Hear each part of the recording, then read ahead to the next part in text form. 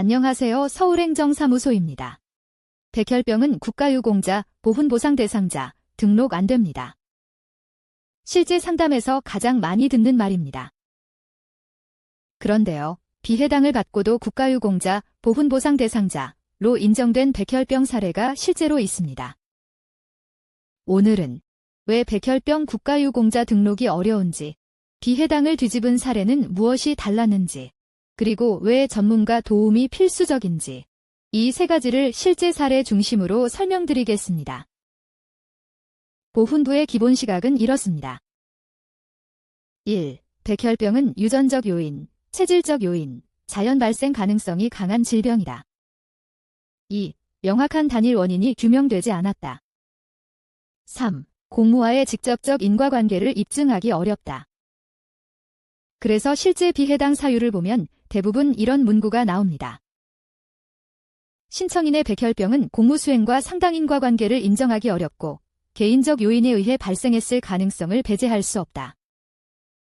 상담을 하다 보면 이런 말씀을 많이 하십니다. 야간 근무가 많았습니다. 스트레스가 극심했습니다. 몸이 피곤해서 백혈병이 발병된 것 같습니다. 하지만 보훈심사에서 막연한 고생이나 스트레스 주장은 거의 효력이 없습니다. 중요한 건 힘들었다가 아니라 어떤 구조로 신체에 영향을 미쳤는지입니다. 사례를 함께 보도록 하겠습니다.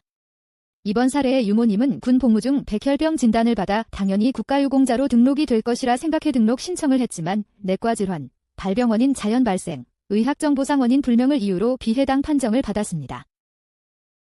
포기하지 않고 저희 사무소를 찾아주셨고 함께 진행한 결과 이미 비해당 받은 이력이 있는 사건이었음에도 불구하고 요건 해당 판정을 받게 되었습니다.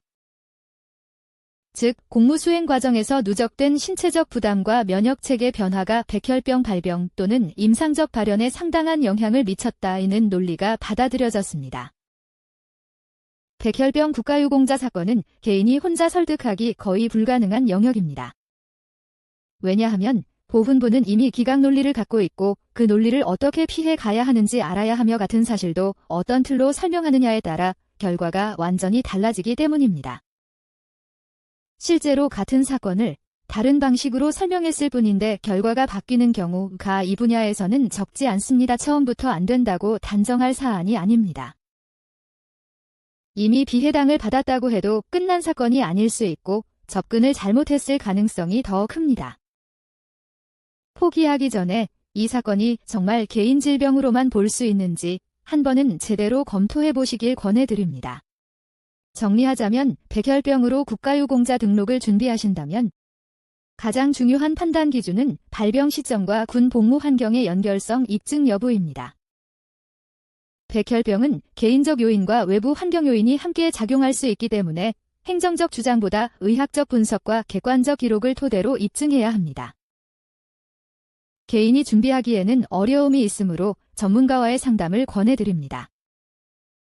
서울행정사무소는 지금까지 3,300건 이상의 보훈 사건을 진행하며 혈액암 자체 면역 질환, 심혈관계 질환 등 까다로운 질환에 대해 실제 승인까지 연결한 경험을 바탕으로 전문적인 절차를 안내해드리고 있습니다. 자세한 상담이 필요하시다면 대표번호 1544-9072 또는 홈페이지 www.lo-stack.com으로 문의 주시기 바랍니다.